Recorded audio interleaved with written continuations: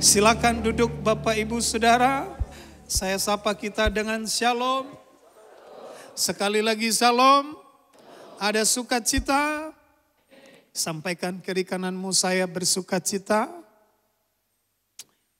Selamat memperingati dan merayakan Jumat Agung. Saudara, ini adalah Jumat yang disebut agung bukan karena harinya yang agung, tetapi ini menjadi agung karena tepat di hari ini apa yang Yesus kerjakan 2000 tahun yang lalu itu adalah peristiwa yang agung.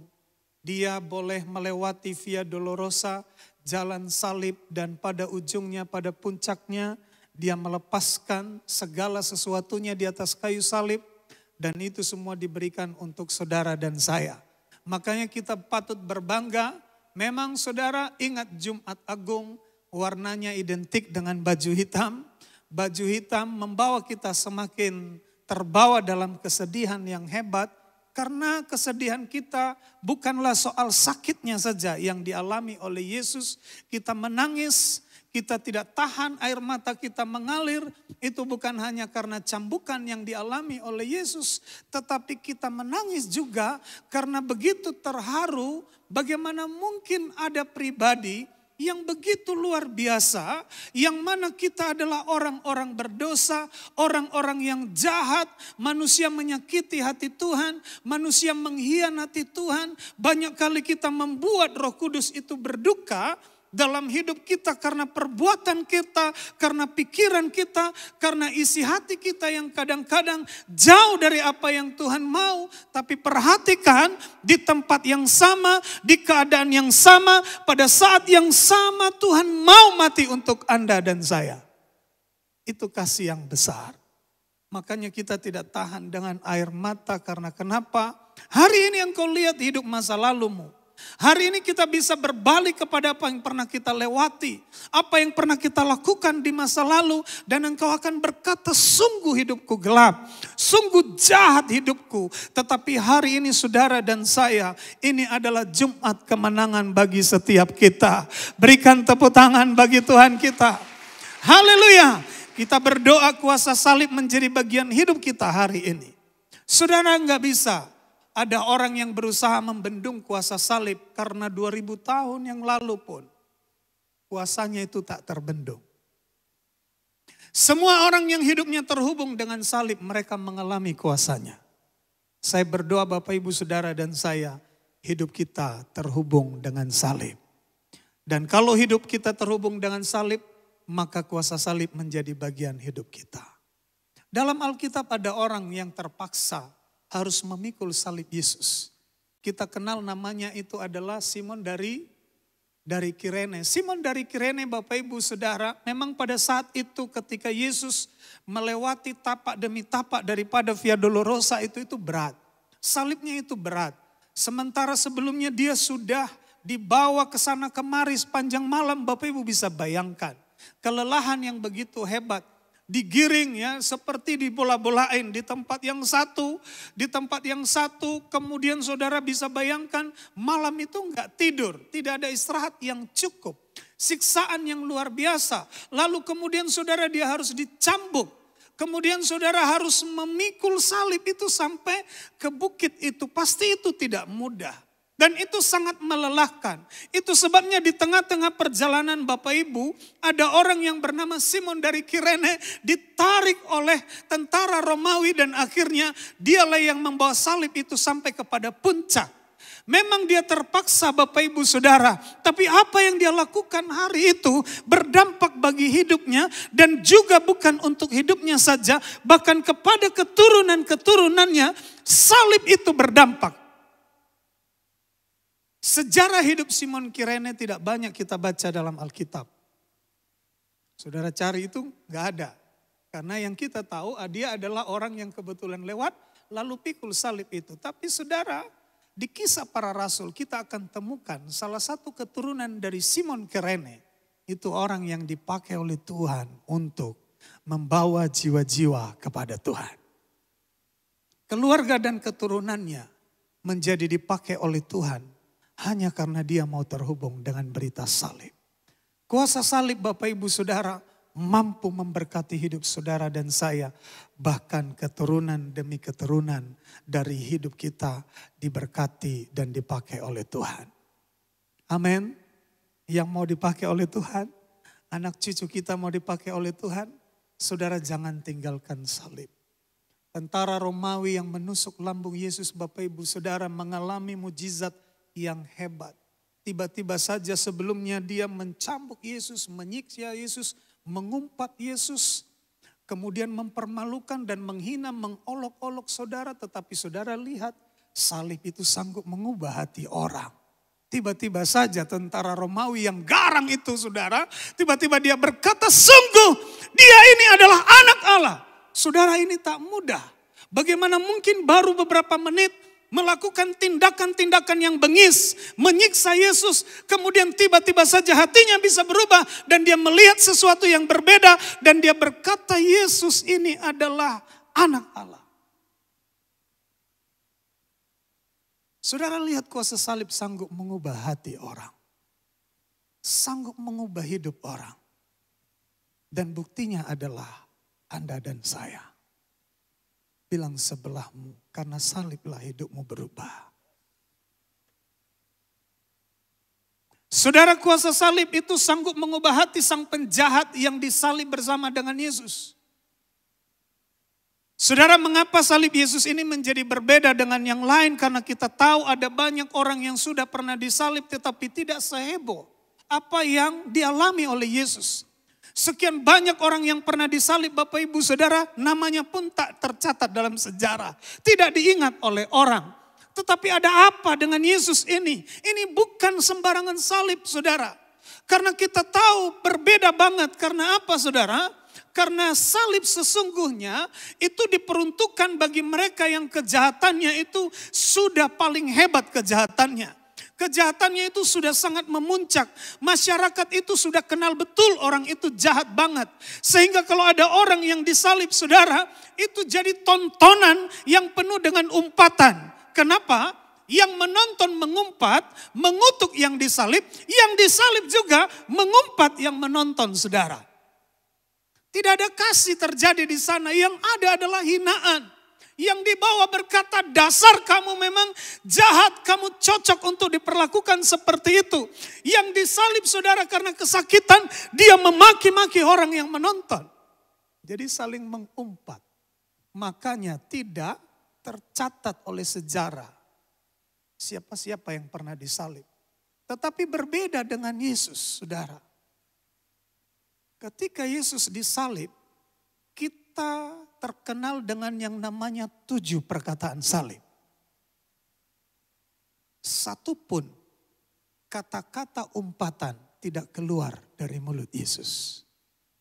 Sakitnya sama, penderitaannya lebih hebat. Tapi satu pun kemarahan tidak keluar dari mulut Yesus yang sedang mengalami penderitaan hebat itu. Justru yang keluar adalah dia berkata sebelum pada akhir dia berkata tetelestai.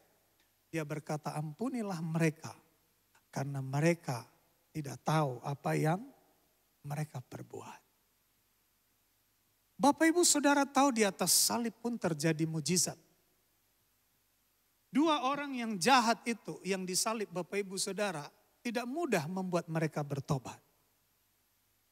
Jangan berpikir oh yang di sebelah satu itu jahat. Yang di sebelah satu itu baik. Enggak, sama-sama jahatnya. Tapi saudara perhatikan. Dalam waktu beberapa saat hatinya bisa bertobat. Hatinya bisa berubah. Sehingga ia berkata sungguh dia ini adalah Mesias. Maka Yesus berkata kepada orang yang sebelah itu. Hari ini juga engkau bersama dengan aku di Firdaus. Tiba-tiba saja saudara penjahat bisa-bisa berpikir rohani. Yang satu berkata, aduh apa ini? Mesias katanya dia. Orang lain dia tolong. Orang lain dia sembuhkan. Karena mungkin dia pernah dengar. Yesus pernah membangkitkan orang mati. Dia pernah dengar Yesus pernah memberikan makan 5.000 orang. Dia pernah dengar Yesus menyembuhkan orang lumpuh. Orang buta, orang tuli saudara. Tetapi saudara dia berkata kenapa dirinya dia tidak bisa selamatkan. Yang satunya jadi rohani mendadak. Dia berkata, kamu salah. Orang ini disalib bukan karena kesalahannya. Kita disalib karena kejahatan kita. Dan saudara terkasih, itu adalah deretan mujizat-mujizat karena kuasa salib. Di tengah-tengah hinaan, justru ada orang yang hidupnya dipulihkan. Dan saya berdoa hari ini saudara dan saya, bukan hanya baju kita yang hitam, tetapi hidup kita juga Bapak Ibu Saudara diubah oleh Tuhan, dipulihkan oleh Tuhan seperti orang yang di sebelahnya itu. Akhirnya Yesus berkata kepada dia, hari ini engkau bersama aku di Firdaus. Berikan tepuk tangan bagi Tuhan Bapak Ibu Saudara. Haleluya. Saudara luar biasa, Rasul Paulus yang begitu menghina berita salib. Akhirnya hidupnya ditangkap oleh Tuhan. Maka Bapak Ibu Saudara, berita salib adalah hal yang paling ditakutkan oleh setan. Jin tidak akan bertahan karena berita salib. Jadi tidak benar kalau ada yang berkata jin ada di atas kayu salib. Justru yang takut dengan salib adalah setan. Nah saudara terkasih dalam Tuhan, mengapa ini menjadi penting? Karena di atas kayu salib kita belajar melihat pengampunan yang sejati. Di atas kayu salib kita boleh belajar melihat pengorbanan yang sejati. Di atas salib kita boleh belajar melihat ada Bapa yang lebih baik dari Bapa yang ada di dunia ini. Kita punya Bapa yang luar biasa saudara. Kenapa saya bilang berita salib mengajarkan kita mengenal Bapa yang hebat? Karena saudara tahu bahwa kecenderungan orang yang ada di dunia, ketika orang salah maka yang terjadi adalah penghakiman. Ketika orang hidupnya salah Bapak Ibu Saudara, yang ada adalah penghukuman. Tetapi Bapa ini sungguh-sungguh berbeda. Yesus yang adalah Bapa kita saudara, ketika kita berdosa, bukan penghakiman yang dibawa oleh Tuhan. Tetapi ketika kita berdosa, kasih yang dibawa oleh Tuhan. Makanya ketika Adam dan Hawa jatuh dalam dosa, yang mencari mereka adalah Tuhan sendiri. Tuhan tidak membiarkan mereka tinggal dalam ketakutan yang begitu berlama-lama. Saudara tahu ketika Adam dan Hawa jatuh dalam dosa, langsung rontok semua masa depannya. Langsung rontok semua cita-citanya. Tadinya Adam saudara adalah orang yang begitu luar biasa sehingga Tuhan pakai dia. Memberikan nama terhadap semua binatang yang ada di taman itu. Tetapi begitu dia jatuh dalam dosa, langsung rontok semuanya. Lulu lantah Bapak Ibu Saudara. Dan Tuhan tidak mau hidup kita lulu lantah, katakan amin. Tuhan tidak mau hidup saudara dan saya rontok. Tuhan tidak mau masa depan kita hancur. Itu sebabnya Adam dan Hawa takut ketemu dengan Tuhan. Ada ketakutan yang hebat menguasainya. Dan itulah kuasa salib hari ini mengubah segala sesuatu. Dan menjadikannya tidak sia-sia. Amin. Berikan tepuk tangan bagi Tuhan kita. Haleluya. Saudara, dalam slide berikut ada satu tulisan yang cukup memberkati saya. Tulisan ini berkata karena salib, atau kita baca sama-sama, 3, 2, 1. Karena salib perbuatan baik jadi memiliki nilai, tanpa salib kesucian, hidup tanpa celah tidak bernilai. Masya Allah, Bapak Ibu Saudara perhatikan baik-baik. Segudang perbuatan baik tanpa salib itu tak berarti apa-apa. Sebegitunya orang menjaga kesucian hidupnya tapi tanpa berita salib itu hanya menjadi orang-orang yang biasa saja. Saudara pernah tahu orang-orang yang sering disebut dalam Alkitab itu orang-orang Essenes. Ada satu suku dari antara suku orang Israel itu namanya kelompok masyarakat Essenes. Essenes ini adalah orang yang anti masyarakat, orang yang anti kumpul-kumpul, Orang yang anti rame-rame. Mereka berpikir kalau mereka tinggal dalam keramaian bersama dengan masyarakat, maka mereka bisa tergoda untuk melakukan dosa. Maka kaum SNS Bapak Ibu yang sering mereka lakukan adalah mereka menjauhkan diri dari keramaian. Mereka menjauhkan diri dari masyarakat. Lalu mereka menyembunyikan diri dan berdiam diri. Kadang-kadang ada yang bertapa saudara, karena pikirnya kalau dia tinggal sendirian, dia tidak akan jatuh dalam dosa. Padahal saudara tahu dosa tidak ada batasan tempat bagi dia. Di mana saja ada dia bisa menjatuhkan orang. Nah saudara lihat orang SNS begitu menjaga kesuciannya. Tapi saudara harus tahu tanpa salib penjagaan kita akan kesucian hidup kita enggak ada artinya. Karena semua itu hanya terhubung dengan yang namanya hukum tabur tuai. Semua perbuatan baik hanya berhenti di tabur tuai kalau salib Yesus tidak pernah terjadi. Saudara berbagi kepada orang lain. Saudara bermurah hati kepada orang lain. Berbaik kepada sesama. Kita punya budi yang baik. Itu hanya akan mendatangkan upah sebatas di dunia ini. Tetapi kalau itu di dalam pengorbanan salib Kristus. Semua terhubung dalam kekekalan. Berikan tepuk tangan bagi Tuhan kita. Ketika engkau berbuat baik hari ini bukan untuk selamat. Engkau berbuat baik hari ini bukan untuk masuk surga. Tapi engkau berbuat baik hari ini. Itu adalah investasi hidup kita di masa kekekalan. Saudara sedang membangun lumbung yang kuat pada kekekalan. Saudara sedang membangun upah yang tidak akan pernah habis. Yang tidak akan pernah diambil oleh si iblis. Karena apa Bapak Ibu Saudara? Karena berita salib. Itulah sebabnya salib itu menghidupkan setiap kita. Karena salibmu ku hidup. Karena salibmu ku menang. Engkau yang berkuasa sanggup untuk melakukan mujizat-Mu. Karena salib-Mu ku hidup. Karena salib-Mu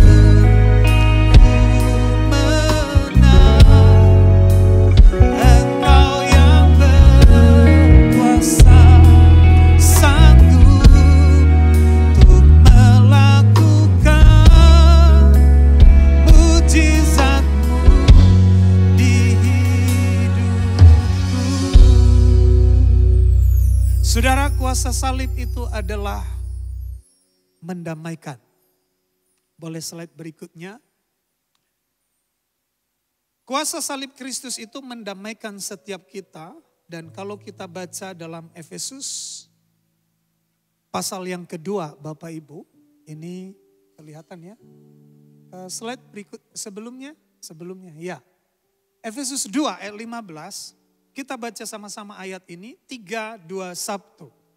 Sebab dengan matinya sebagai manusia, ia telah membatalkan hukum Taurat dengan segala perintah dan ketentuannya untuk menciptakan keduanya menjadi satu manusia baru di dalam dirinya dan dengan itu mengadakan damai sejahtera dan untuk memperdamaikan keduanya di dalam satu tubuh dengan Allah oleh salib dengan melenyapkan perseteruan pada salib itu. Nah saudara, mengapa kita harus didamaikan? Karena posisi kita adalah seteru. Posisi orang berdosa itu adalah musuh Tuhan. Posisi orang berdosa adalah seperti peperangan antara terang dan gelap, tidak bisa disatukan. Kenapa Tuhan harus mendamaikan hidup saudara dan saya? Supaya kita terhubung dengan Tuhan. Supaya saudara dan saya itu memiliki hubungan yang harmoni dengan Tuhan. Apa yang terjadi waktu Adam dan Hawa jatuh dalam dosa, yang ada adalah permusuhan. Yang ada adalah ketakutan. Sebelumnya Adam itu begitu tenang ketika mendengar suara Tuhan. Pada saat dia diciptakan, ditaruh di Taman Eden, dia mendengar suara Tuhan begitu lega hatinya. begitu terhibur hatinya. Tapi saudara tahu ketika ia jatuh dalam dosa, hubungan yang harmoni itu tiba-tiba rusak. Ketika ia mendengar suara Tuhan, bukan damai yang ada dalam hatinya. Ketika ia dengar suara Tuhan waktu Tuhan berkata, Adam, di manakah engkau berada? Yang ada adalah sembunyi. Saudara bisa bayangkan. Sembunyinya dia itu adalah sembunyi yang curiga dengan Tuhan. Menuduh Tuhan akan menghancurkan hidupnya. Semua itu terjadi karena pikirannya yang dirusak oleh dosa, Bapak Ibu Saudara. Ketakutan yang hebat itu muncul karena dosa sudah dilakukan. Pelanggaran sudah dilakukan. Tuhan tidak mau saudara dan saya tinggal dalam persembunyian. Itu sebabnya seperti yang dilakukannya kepada Adam. Rasa malu karena ketelanjangan itu. Tuhan buat pakaian dari kulit binatang. Tuhan buat pakaian dan menutupi rasa malu yang hebat. Karena Adam dan Hawa sedang dikuasai oleh pikiran gelap. Melihat ketelanjangan sebagai sesuatu yang jahat. Karena dosa yang dia lakukan. Dan Tuhan tidak tinggal diam. Tetap Tuhan membuktikan kasih-Nya. Dengan mengorbankan satu binatang atau dua binatang. Dan dari kulitnya Tuhan tutupi rasa malu yang hebat itu. Akhirnya Adam bisa bangkit kembali. Akhirnya Adam, Bapak Ibu Saudara, bisa ceria kembali. Saudara lihat, inilah yang Yesus lakukan hari ini. Darahnya itu membuat rasa malu saudara dan saya. Rasa malu karena kejahatan kita. Rasa malu karena dosa-dosa kita. Hari ini saudara boleh bangkit berdiri dan mengangkat kepala dengan tegak. Engkau mengalami kebebasan yang sesungguhnya dan engkau tidak diintimidasi oleh dosa-dosa itu lagi. Kecuali kalau engkau masih memelihara cara hidup yang sembunyi-sembunyi. Kecuali kalau kita masih memelihara hal-hal yang berusaha kita kemas baik-baik dan itu adalah pelanggaran. Engkau tidak akan bisa menikmati berkat yang sesungguhnya. Saudara harus tahu bahwa ketika kedamaian itu terjadi, maka hati kita akan tenang, katakan amin. Orang yang tenang itu bisa jernih mengenal Tuhan. Orang yang hatinya tenang, Bapak Ibu Saudara, hatinya bisa kuat ketika ia berdoa. Maka diperlukan hubungan yang damai. Kalau hubungan kita damai dengan Tuhan, doamu sampai kepada Tuhan. Berikan tepuk tangan bagi Dia. Itulah sebabnya saudara, kalau kita lihat slide berikutnya boleh tolong. Dikatakan dalam Efesus 2:13 ayat 14, ini jadi tema kita bulan ini, baca sama-sama. Tetapi sekarang di dalam Kristus Yesus, kamu yang dahulu jauh sudah menjadi dekat oleh darah Kristus. Karena Dialah damai sejahtera kita yang telah mempersatukan kedua pihak dan yang telah merubuhkan tembok pemisah, yaitu perseteruan. Saudara, tembok pemisah karena dosa itu mengerikan. Menghentikan akses kita kepada Tuhan. Menghalangi berkat-berkat Tuhan bekerja dalam hidup kita. Makanya dosa tidak boleh dibiarkan. Harus didamaikan. Perseteruan tidak boleh dibiarkan. Tuhan harus berkorban. Karena satu-satunya cara menyelesaikan perseteruan itu adalah Dia harus mengorbankan dirinya. Itulah alasannya. Bapak, Ibu, Saudara dan saya boleh berkata, oh, ku bebas, ku menang karena kasih-Nya padaku dan berikanku menang. Hanya karena salib itu saudara, kita yang dulunya jauh menjadi dekat. Nah, saya harus sedikit memberitahu kepada Bapak Ibu apa arti jauh dan dekat. Tadi dalam sesi pertama saya sampaikan jauh dan dekat bukan soal jarak. Jauh dan dekat itu sesuatu yang sangat serius. Bapak Ibu, dalam teks Yunani ayat ini saya bacakan, Bapak Ibu dengar saja. Dikatakan nuni dehen Kristo Yeseu heumes oipoteontes mahran. Kata mahran itu adalah kata yang dipakai untuk jauh. Saya pikir Bapak Ibu Saudara hanya hubungannya saja yang jauh. Tetapi ternyata jauh itu artinya adalah jauh dari kebenaran Tuhan.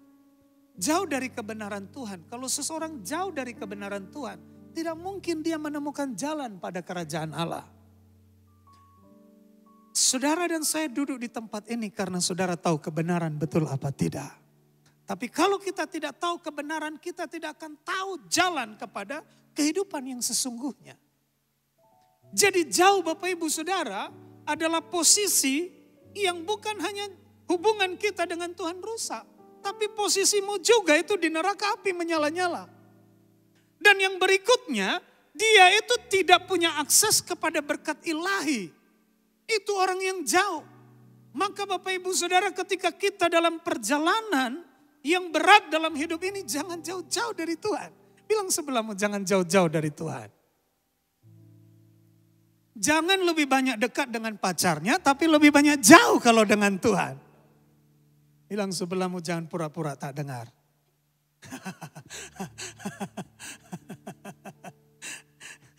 Bilang ke dia, kamu pelakunya.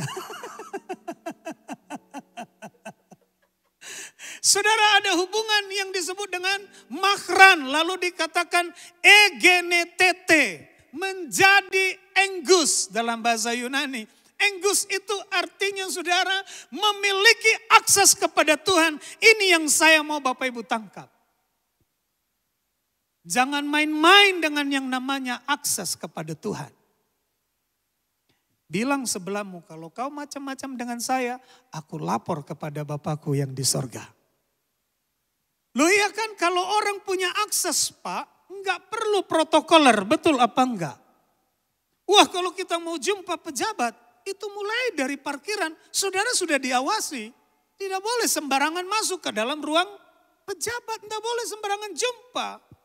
Ada tahap-tahap yang harus kita lewati dan harus ada passwordnya. Ada akses yang harus kita lewati. Tapi hari ini saudara, kita telah dibuat dekat dengan Tuhan. Itu artinya apa? Kita punya akses kepada Tuhan. Punya akses ini adalah hak istimewa kita. Ketika saudara dan saya punya akses kepada Tuhan, artinya hidupmu bukan milikmu saja lagi, tapi hidupmu adalah milik Tuhan sepenuhnya. Amin, berikan tepuk tangan bagi Tuhan. Haleluya. Punya akses engkau bisa bercurah hati kepada Tuhan. Saudara curhatnya kepada Tuhan.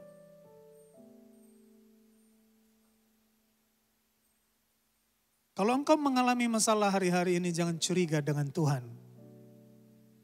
Jangan menjadi marah dengan Tuhan. Jangan pernah berpikir jangan-jangan aku sudah ditinggalkan.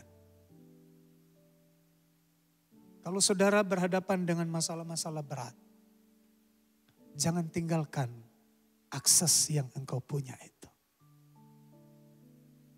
Maka Bapak Ibu Saudara, inilah kuasa dari salib. Boleh lanjut pada bagian berikutnya saja terus. Karena sudah merah jam yang di sana.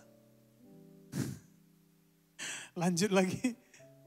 Nah Bapak Ibu Saudara, kalau kita melihat apa arti jauh dan apa arti dekat.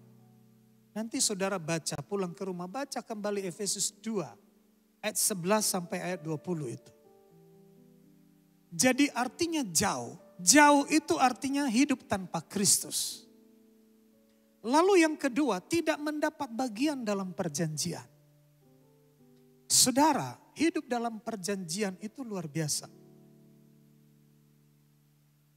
Kalau seseorang menjanjikan sesuatu kepada kita, senang apa tidak?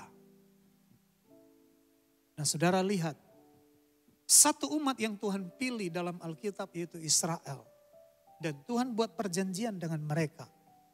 Dulu kita tidak terhubung apa-apa dengan janji itu. Tapi setelah Yesus mati di atas kayu salib, saudara dan saya berhak menjadi ahli waris daripada perjanjian itu. Perjanjian itu artinya komitmen Bapak Ibu Saudara. Dan komitmen kalau Tuhan komitmen dengan kita. Wah ini sesuatu yang sangat luar biasa. Kemudian dikatakan dulu kita tanpa pengharapan, itu artinya jauh. Tidak ada harapan bagi orang yang dikuasai oleh dosa, enggak ada Bapak Ibu Saudara. Tetapi orang yang dimerdekakan itu punya harapan yang besar.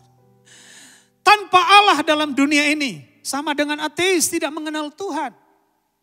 Seseorang yang hidup tak mengenal Tuhan, tidak percaya Tuhan, Bapak Ibu Saudara, itu tragis hidupnya. Dan hari ini saudara dan saya disebut dekat. Dekat itu artinya hidup dalam damai sejahtera. Dekat itu artinya beroleh jalan masuk kepada Allah. Dekat itu artinya menjadi anggota keluarga Allah. Dekat itu artinya saudara dan saya didaulat menjadi baitnya Tuhan. Bahkan di bagian yang terakhir dikatakan kita menjadi tempat kediaman Allah dalam roh. Maka firman Tuhan katakan Allah itu berdiam dalam hidup saudara dan saya. Saudara bisa bayangkan betapa terhormatnya hidup kita. Karena roh Allah itu berdiam dalam hidup saudara dan saya. Itu sebabnya tidak ada alasan bagi kita untuk menyerah dan kalah. Katakan amin. Saudara dan saya punya power dan punya kuasa yang besar. Karena damai yang sudah dikerjakan oleh Yesus di atas kayu salib itu bukan damai ilusi. Itu damai yang real. Itu damai yang nyata. Maka saya berdoa hari ini hatimu tenang. Berikan tepuk tangan bagi Tuhan. Mari kita bangkit.